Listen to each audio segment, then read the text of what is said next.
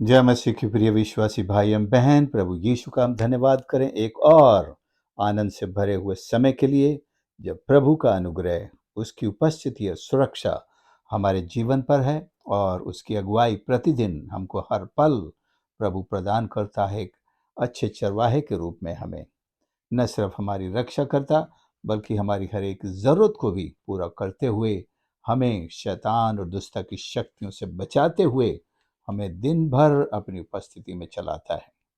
आज के मनन के लिए नीति वचन चौथा अध्याय और उसके 23 पद से हम देखते हैं, जहां लिखा है, सबसे अधिक अपने मन की रक्षा कर, क्योंकि जीवन का मूल स्रोत वही है। टेढ़ी बात अपने मुंह से मत बोल, और चालबाजी की बातें करना तुझसे दूर रहे। तेरी आंखें सामने ही की ओर लगी रहें और तेरी पलकें आगे की ओर खुली रहें।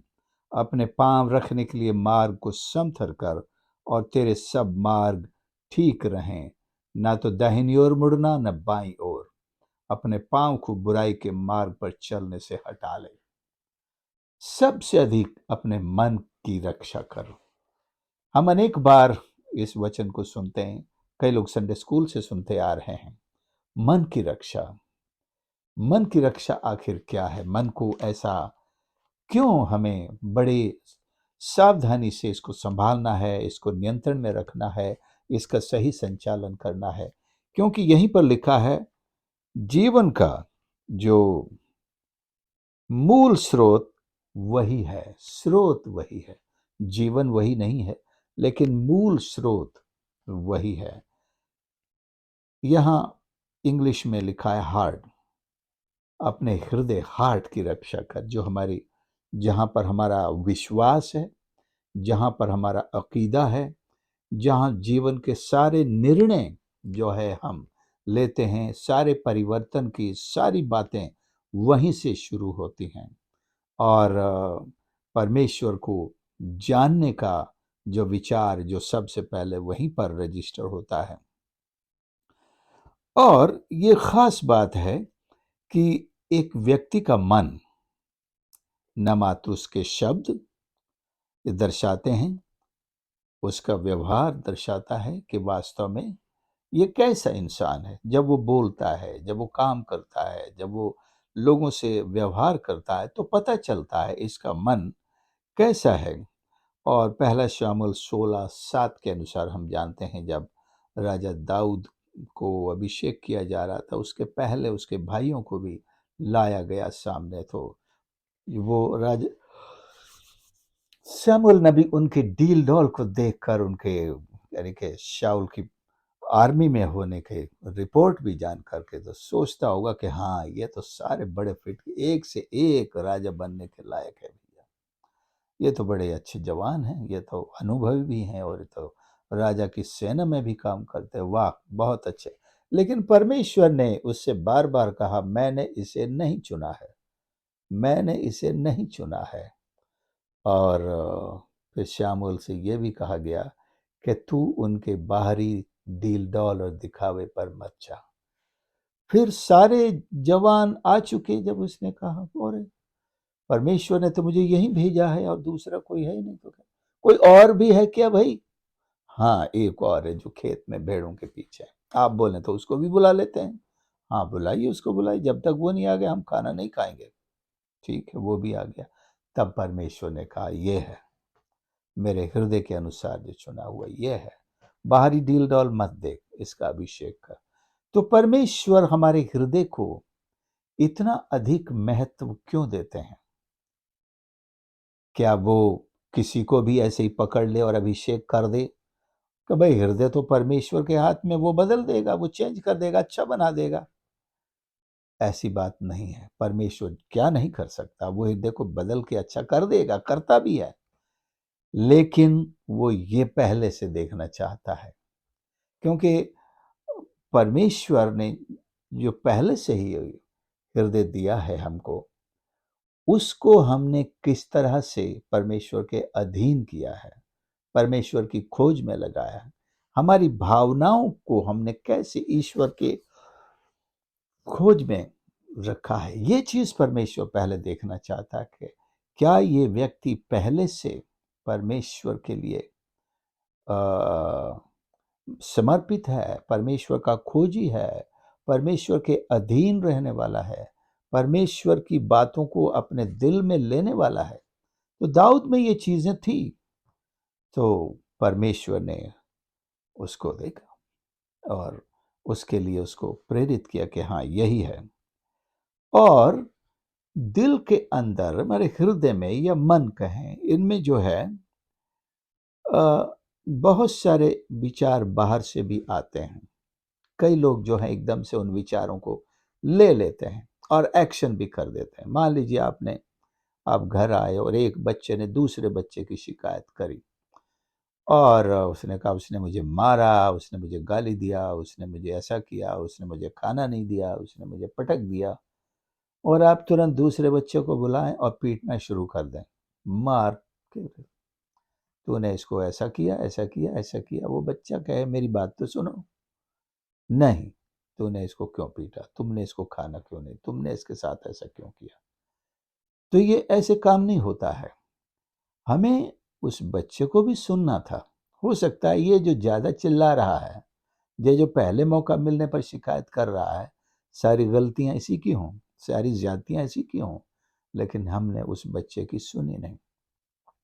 कई बार हम अपने ही मन को एक तरफा सुन करके वो सारी बातें, सारे काम करने लगते हैं। तो ऐसे इंसान का मन बड़ा कच्चा होता है, परिपक्व नहीं होता है, संसार के प्रभाव में चलता है और उसको धोखा देता है। धोखा खा गया वो।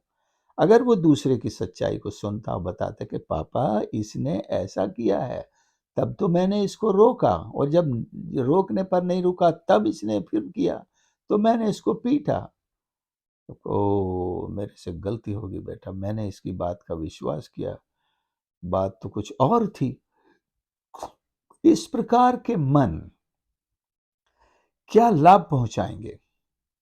फिरौन ने इतनी सारी विपत्तियां देखने के बाद भी अपने मन को नहीं बदला और ये स्वीकार नहीं किया कि परमेश्वर ने इजरायलियों को छुड़ाने के लिए मूसा को भेजा है।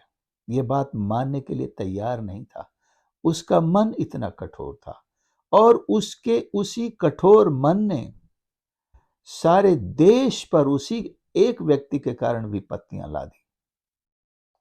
सारे देश पर तो आई सो आई, खुद भी बर्बाद हो गया मन के कठोर करने से। जीवन का स्रोत इसी में से है और मुसीबत भी वही मन लेके आया। विपत्ति भी उसकी कठोरता के कारण आई। पूरा देश बर्बाद हो गया, तबाह हो गया। हम अपने चारों तरफ देखें, बहुत कुछ वैसा ही होता हुआ हमको दिखाई दे रहा है।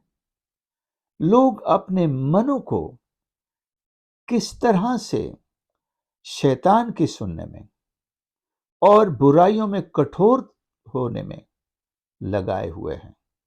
नतीजा क्या दिखाई दे रहा है?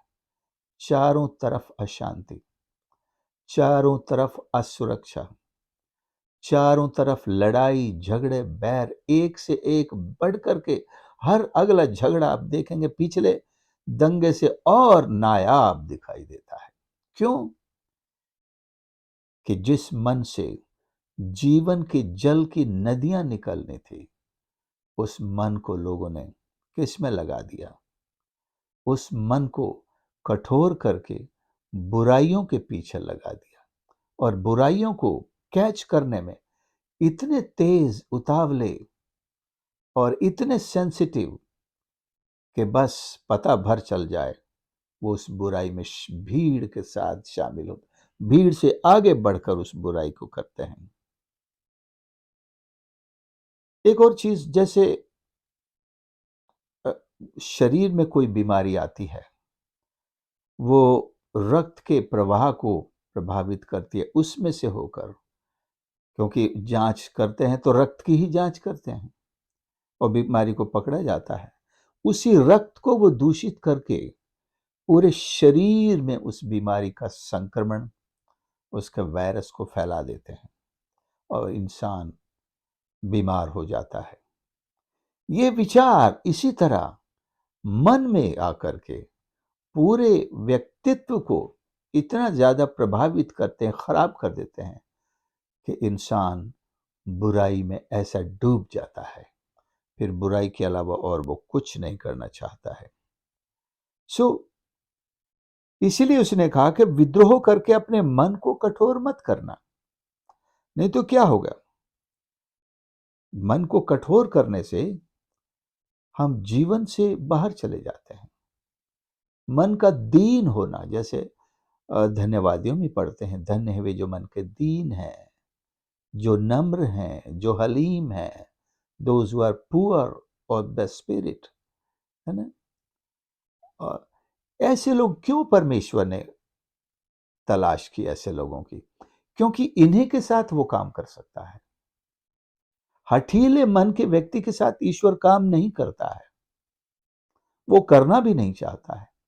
वो तो ढूंढता है नम्र व्यक्ति को, क्योंकि उसी में कुछ सीखने की काबिलियत होती है। इसलिए प्रभु यीशु ने कहा, मुझसे सीखो, मैं नम्र हूं, मैं मन में नम्र हूं, दीन हूं। परमेश्वर जब आपको चुनता है तो सबसे पहले अपने मीटर को रीसेट करना है, जीरो करना है। जो घमंड का मीटर है, जीरो, सब कुछ खत्म। आपकी जो उपलब्धियों का मीटर है, जीरो। आपकी जो क्वालिफिकेशंस का मीटर है, उसको भी रीसेट करो, जीरो। मैं कुछ नहीं हूं, अब प्रभु मुझे अपने हाथ में लेकर इस्तेमाल करेगा। कई लोग रटते रहते हैं, मैं डॉक्टर हूं, मैं एमबीबीएस हूं, मैं एमए हूं, मैं इंजीनियर हूं।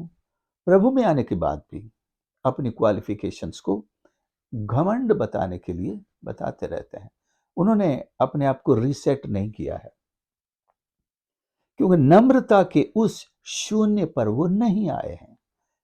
इसलिए अपने क्वालिफिकेशन को ही अपने गीत बनाकर गाते रहते हैं, तो परमेश्वर उनको इस्तेमाल नहीं कर पाता है।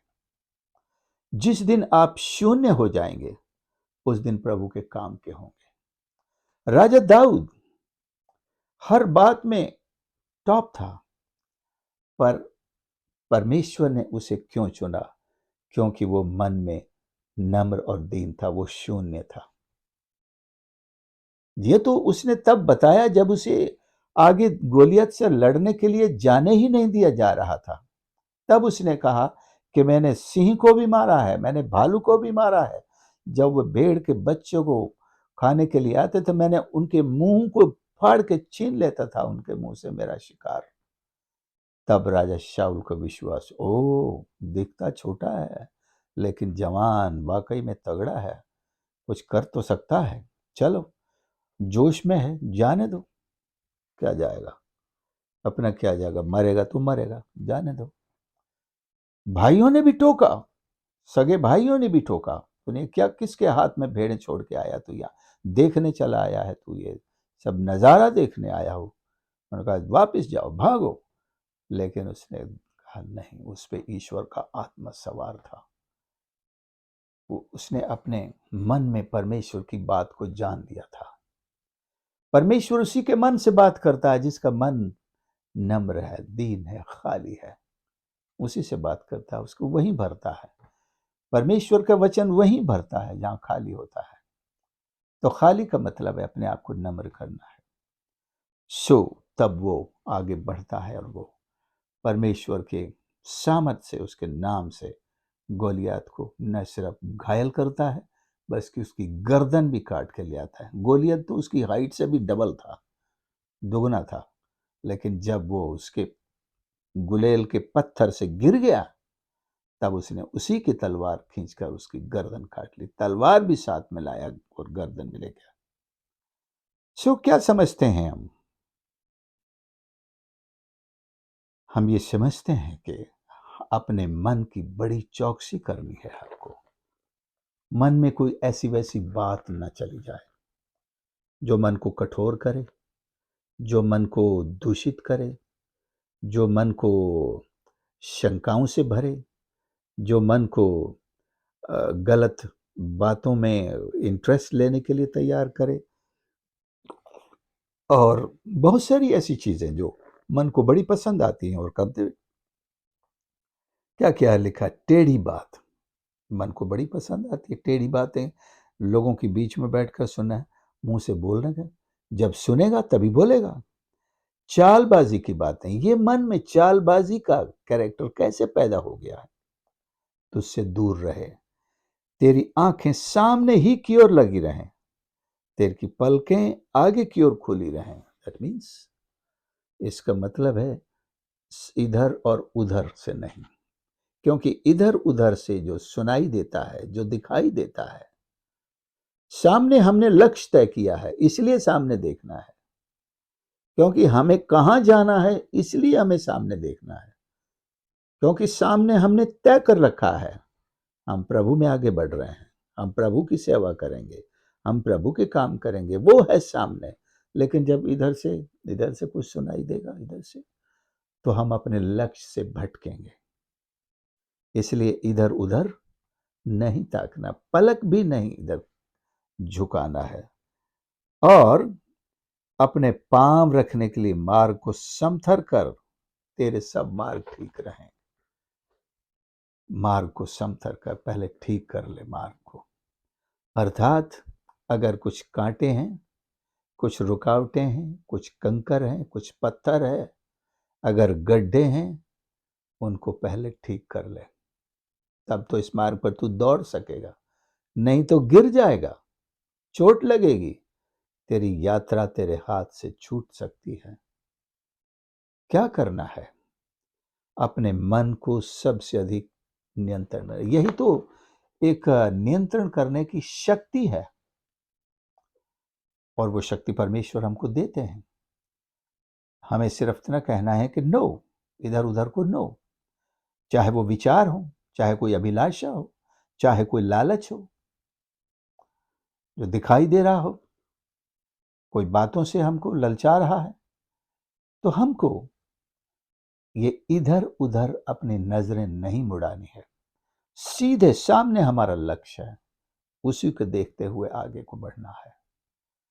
मन को नियंत्रण करना कहते सबसे कठिन काम है, सबसे मुश्किल काम है, लेकिन आसान तभी है जब हम अपने लक्ष्य की तरफ देखते रहेंगे। और जब सब तरफ देखेंगे, सबकी सुनेंगे, सब बातों को महत्व देंगे, तब हम भटक जाएंगे। और दूसरे ये तरीका कि अपने मार्ग को समथर कर, मार्ग के सारे करप्शन को दूर कर, सारे खतरों को दूर करना है। We have to clear our way. तो हमें परमेश्वर की सहायता से, परमेश्वर के वचन से, इस तरह की जो भी छोटी छोटी बातें, छोटी छोटी आदतें, छोटे छोटे लालच, या बड़े भी हो सकते हैं, जो हमारे हृदय में पड़े हुए हैं, जो हमारे लक्ष्य से हमको भटकाने की पूरी हिम्मत रखते हैं, हमें सुस्त बना सकते हैं, हमें पीछे ला सकते हैं, हमें रोक सकते हैं, ऐसी बातों को पहले हमें दूर करना है। कैसे दूर करना है?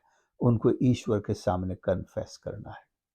ये कोई बुरी संगति भी हो सकती है, ये कोई बुरी लोगों के साथ उठना बैठना भी हो सकता है, उनकी मंडली में कुछ लेन देन का काम भी हो सकता है, कुछ बुरा बिजनेस भी हो सकता है, कुछ ऐसे कमिटमेंट्स भी हो सकते हैं, कुछ ऐसी कस्में भी हो सकती हैं जिनसे इंसान बंधा हुआ है, जो कभी खाई थी मैं ये करूँगा, लेकिन वो सब शैतान के मार्गों की बातें थी। इन सब चीज़ों को बैठ कर के एक-एक करके याद करना है उनको, और तौबा करना है, उनको छोड़ देना है, उनसे बाहर निकलना। आज के बाद मैं ऐसा नहीं करूँगा, मैं प्रभु के मार्ग पर चलूँगा, मैं सीधे मार्ग पर चलूँगा, मैं अपने लक्ष्य, अपने निशाने की ओर दौड़ा चला जाऊँगा। तो ये संभव होगा, अपने मार्ग को हमें ठीक करना। और जवानों के लिए बहुत ज़रूरी है। जवानी में जो है बहुत सारे कांटे होते हैं जो हमने अपने हाथ से मार्ग में बो दिए होते हैं, जो हर एक कदम के बाद हमको चुभने लगते हैं। हम मसीह में आगे बढ़ना चाहते हैं, अपने दर्शन में आगे बढ़ना चाहते हैं, अपने लक्ष्य में बढ़ना चाहते हैं, उस सेवा में बढ़ना चाहते हैं, पवित्रता में बढ़ना चाहते हैं, लेकिन हमने अपने मन को इतनी सारी इन बातों में जो है बांध करके रखा हुआ है। हमारे मन में वो चीज़ें कीलों की तरह गड़ी हुई हैं, वो बातें, वो हमारी प्रतिज्ञाएँ, वो हमारी कस्में, वो हमारे वादे, वो हमारी आदतें, वो हमारी संगतियाँ, वो लोग, तो हम मार्ग को समतल कभी पाएंगे ही नहीं। तो मार्ग को समतल बनाना है, उन्हें अपने जीवन से बाहर निकालना है, पूरी तरह से आज़ाद होना है उनसे, और फिर उस लक्ष्य की तरफ दौड़ना है। और फिर जब ऐसा मन हम बनाएंगे जो पवित्र हो जाएगा, पूरी तरह सैंक्टिफाइड हो जाएगा, यीशु के लहू से धुल जाएगा, और ईश्वर के वचन हम उसमें ज़्यादा जमा करेंगे, और उसी वचन की रोशनी में हम आगे बढ़ेंगे, तो हम दौड़ेंगे और थकित नहीं होंगे, और अपने लक्ष्य को भी हासिल कर लेंगे। तो हमें प्रतिदिन ये ज़रूरी है कि अपने मन की चौकसी करें कि इसमें कोई बुरा विचार तो पैदा नहीं हो रहा है, कोई बुरी अभिलाषा तो आज इसमें खूंटा नहीं मार के बैठ गई है, कोई ऐसी और चीज़ तो नहीं मेरे दिल में आ गई है। तो इन चीज़ों को में चौकसी करना है, वी हैव टू नो। जिस प्रकार आपने सीसीटीवी कैमरा लगा रखा होगा, आप देख रहे हैं कि दरवाजे के सामने कौन खड़ा है, कौन घुस रहा है, कौन कुछ करने की कोशिश कर रहा है, तो कितनी निगरानी हम उस कैमरे के द्वारा कर रहे हैं अपने घर की। इसी तरह अपने मन की भी निगरानी करनी है। क्या सुन रहा हूं मैं, क्या प्रवेश कर रहा है, क्या सोच रहा हूं मैं, क्या विचार पैदा हो रहे हैं, क्या लालच पैदा हो रहा है, क्या इच्छाएं पैदा हो रही हैं, मैं अपनी दौड़ में कैसे ढीला पड़ रहा हूँ, पिछड़ रहा हूँ, और कौन मुझे प्रभावित कर रहा है। क्या मेरा मन एक बात को लेकर के कठोर होता जा रहा है, या किसी एक बुराई को कई दिन से पकड़े हुए हूँ और उसका लालच मुझे कठोर कर रहा है। तो उन चीज़ों से भागते हुए, उन चीज़ों से बाहर निकलते हुए, भागने का मतलब ये नहीं कि जैसे यूसुफ घर छोड़ के भाग गया था, उसे तो उस अवस्था में भागना ही पड़ा फिजिकली, लेकिन वो साथ में उन बुराइयों से भी भागा, जो बुराइयां उसको पकड़ना चाहती थी। उस माहौल से ही भाग गया वो। माहौल से भागना भी एक इलाज है। और अगर आप उस माहौल में अपने आप को डिटैच कर सकते हैं, ये भी भागना है। बुराइयों में शामिल नहीं होना भी भागना है। उनको पूरी तरह अपने जीवन से बाहर निकाल देना भी भागना है। सो परमेश्वर हमारी मदद करे कि हम अपने मन को अपने नियंत्रण में रखें। तो फिर जीवन का स्रोत यहाँ से निकलेगा, जब परमेश्वर के वचन इसमें काम करेंगे, जब वचन की रोशनी में अब हम आगे बढ़ेंगे। जीवन ही जीवन है, आनंद ही आनंद है, आनंद जीवन है, खुशियां हैं, और हम प्रभु के मार्गों में और अधिक अब आगे बढ़ेंगे, तो हमारा मन, हमारा हृदय जो है पूरी सच्चाई के साथ परमेश्वर की सेवा में आगे बढ़ता चला जाएगा। प्रभु हमारी मदद करे। आइए हम प्रार्थना करें। प्रभु मेरे परमेश्वर, धन्यवाद करता हूँ आपके इस पवित्र वचन के लिए, जो हमें परमेश्वर एक ऐसे सफल जीवन जीने की एक शिक्षा प्रदान करता है कि हम अपने मन को प्रभु हर प्रकार की बुराई से बचाकर रख सकते हैं, और इस मन में आपके वचन की रोशनी को डालते हुए प्रभु इसे जीवन के मार्ग में आगे बढ़ाएं। और परमेश्वर तू हमारे मन को नियंत्रित करे, हमारी भावनाओं को नियंत्रित करे, और हमें भी परमेश्वर ये सामर्थ प्रदान करे कि हम इसको अपने नियंत्रण में रखते हुए केवल आपकी बातों में, आपकी शिक्षा में, आपकी सेवा में, आपकी आज्ञाकारिता में खुदावंद आगे बढ़ा सकें। हर एक सुनने वाले को आशीष कर, और उनको परमेश्वर इस तरह से अपने मन को नियंत्रित रखते हुए हर प्रकार की कठोरता से खुदावंद आज पूरी तरह से बाहर आ सकें। अपने मन को साफ करें उन सारी बुराइयों से जिन्होंने वहां एक स्थायी जगह बना रखी है, इन सब की खुदाबंद उखाड़ कर बाहर कर दे। केवल आपका वचन, आपका जीवन का जल उनके मनों में कार्य करे, और सब बुराइयों को दूर करके प्रभु जी आप पर केंद्रित रहते हुए प्रभु आपकी सेवा में आगे बढ़ने का सौभाग्य और अनुग्रह और दया प्रदान कर। प्रभु जी सबको आशीष कर। प्रार्थना उद्धारकर्ता प्रभु यीशु के नाम से मांगते हैं, आमीन। प्रभु आप सबको आशीष करे। आपने इस संदेश को सुना है प्रभु में, मैं निश्चय जानता हूं कि आज से हम अपने मनों को सही दिशा में चलाने, और हम जो चाहते हैं परमेश्वर में वो चीज सोचने, और इसमें इसको शांत रखने में एक नया कदम हमने हासिल किया। प्रभु आप सबको आशीष करे। संदेश को ज़रूर दूसरों के साथ शेयर करें और यदि आपने इस चैनल को सब्सक्राइब नहीं किया है तो प्लीज़ बेल आइकन को ज़रूर दबाएं और सब्सक्राइब करें और प्रभु आप सबको आशीष करे।